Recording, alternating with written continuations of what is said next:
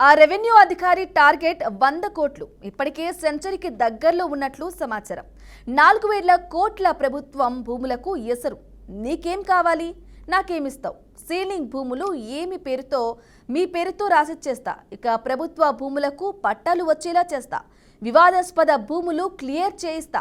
గర్భ కర్జింగా భూములు మీకు రాసిస్తా. అక్రమ లేఅవుట్లకు అనుమతులు ఇస్తా. లేఅవుట్లో ప్రభుత్వ భూములు కలుపుకుంటే వాటిని చట్టబద్ధం చేస్తా. భూములు లేకున్నా భూ పరిహారంలో మీ పేరు రాస్తా. మీకు సగం, నాకు సగం. సాగరమాల జాతీయ రహదారుల నిర్మాణానికి నా వాటా నాకిచ్చి గ్రావెల్ ఎక్కడైనా లోడేయండి.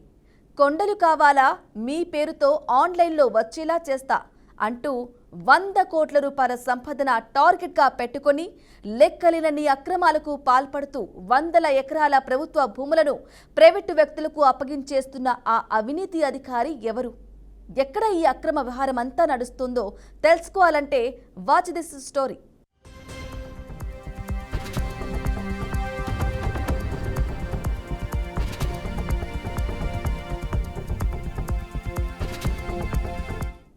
అడిగేవారే లేరు, అడ్డుకునేవారు లేరని సీలింగ్ భూములు ఆక్రమించారు కొందరు అక్రమార్కులు.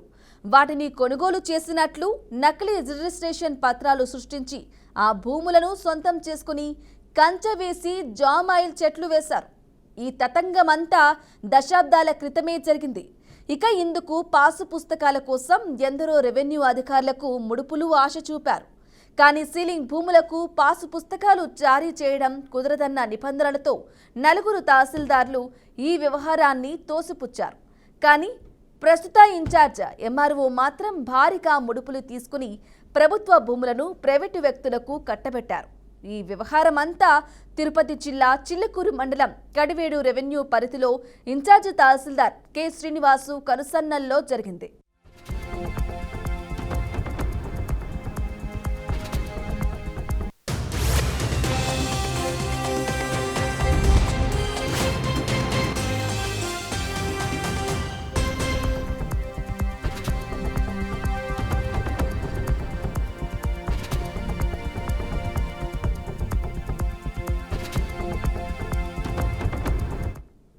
ఇక చెన్నై కోల్కతా జాతీయ రహదారిని ఆనుకొని చిల్లకూరు మండలంలో పట్టా భూములు తక్కువగా, ప్రభుత్వ భూములు ఎక్కువగా ఉన్నాయి. ఇక్కడ భూములు ధరలు కోట్ల రూపాయలు పలుకుతూ ఉండటంతో ఈ భూములపై కన్నేసిన కొందరు అక్రమార్కులు వాటిని సొంతం చేసుకునేందుకు అధికారులతో కుమ్మక్కై ప్రజాప్రతినిధుల అండదండలతో కోట్ల రూపాయల ప్రభుత్వ భూములను అప్పనంగా కొట్టేస్తున్నారు. చిల్లకూరు మండల రెవెన్యూ పరిధిలో జాతీయ రహదారిని ఆనుకుని ఉన్న సర్వే నెంబర్ 876లో 192 ఎకరాల ప్రభుత్వ భూమిని యజమానులు ప్రభుత్వానికి సరెండర్ చేశారు.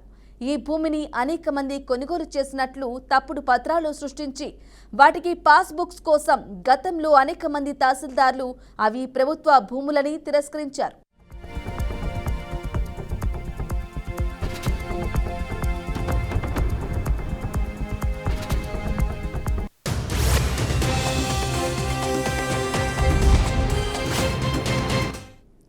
అయితే ప్రస్తుతం అవినీతికి కేరాఫ్గా మారిన తహసీల్దార్ శ్రీనివాసులు కోట్ల రూపాయలు ముడుపులుగా తీసుకుని ప్రభుత్వ భూములకు పాస్ బుక్లు సిద్ధం చేశారు. దీంతో కోట్లాది రూపాయల ప్రభుత్వ భూములు ప్రైవేటు వ్యక్తుల ఆధీనంలోకి పోతున్నాయనే ఆరోపణలు ఉన్నాయి.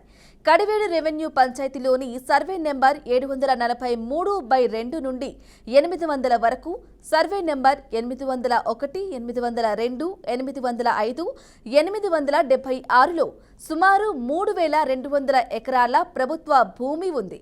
ఈ భూమి విలువ మార్కెట్లో సుమారు 4,500 కోట్ల రూపాయల వరకు ఉంటుందని అంచనా. అయితే ఈ భూములన్నీ ఆక్రమణకు గురై పోతున్నాయని స్థానికులు ఆవేదన వ్యక్తం చేస్తున్నారు.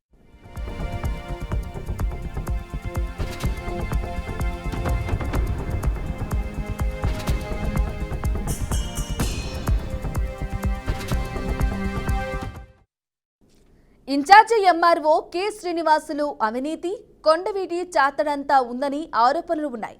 ఉమ్మడి నెల్లూరు జిల్లాలో డిప్యూటీ తహసీల్దార్గా పనిచేసిన శ్రీనివాసులు తహసీల్దార్ లేని కార్యాలయాల్లో పోస్టింగ్లు వేయించుకుని ప్రభుత్వ భూములను ప్రైవేటు వ్యక్తులకు కట్టబెట్టేందుకు భారీ స్థాయిలో ముడుపులు తీసుకుంటున్నారని ఆరోపణలు ఉన్నాయి. ఈ ముడుపులు జిల్లా స్థాయి అధికారులతో పాటు ప్రజాప్రతినిధులకు వాటాలు అందుతున్నాయని సమాచారం. అయితే ప్రభుత్వం మారిన తరువాత సాధారణ బదిలీలో భాగంగా తహసీల్దార్ శ్రీనివాసులకు చిల్లకూరు మండలం నుంచి బదిలీ ఆదేశాలు వచ్చాయి. కానీ ఇక్కడి నుండి కదలడం లేదు.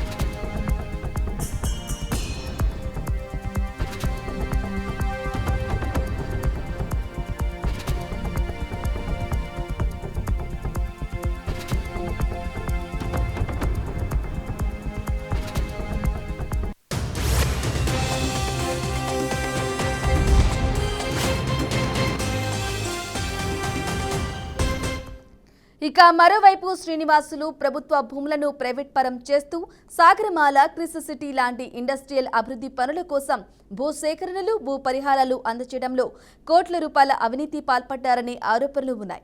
మరోవైపు ప్రభుత్వ భూములు కలుపుకొని జాతీయ రహదారిని ఆనుకొని పుట్టగొడుగుల్లా అక్రమ లేఅవుట్లు వేస్తూ ఇరిగేషన్ కాలువలు పూడ్చివేస్తున్నారని ఫిర్యాదు చేసినా కలెక్టర్ పట్టించుకోకపోవడంతో హైకోర్టు కూడా ఆశ్రయించారు స్థానికులు.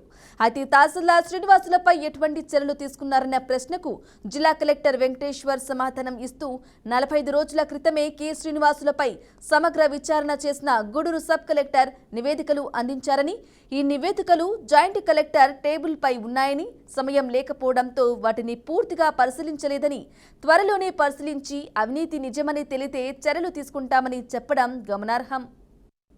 మండలంలో ఉన్నటువంటి తహసీల్దార్ గారు నేను గత 4 సంవత్సరాలుగా పలు సందర్భాల్లో సమాచార హక్కు చట్టం ద్వారా చాలా విషయాలు అడగడం జరిగింది. ఒక్కదానికి కూడా ఇప్పటి వరకు జవాబు ఇవ్వలేదు. అదేవిధంగా సాగరమాల రోడ్డు ఇవాళ జరిగినటువంటి అవినీతి అంతా ఇంత కాదు. ఎందుకంటే సాగరమాల రోడ్డుకు కేటాయించినటువంటి భూముల్లో సిలికా మొత్తం తీసేసి సిలికాని అమ్ముకోవడం జరిగింది.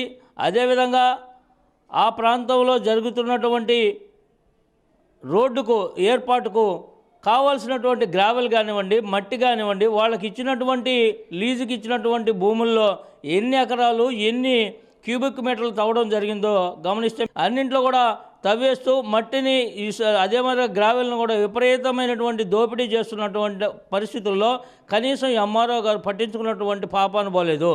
ఆయన దాదాపు ఇప్పటికే నాకు తెలిసి 100 కోట్ల పైగా సంపాదించినటువంటి పరిస్థితి.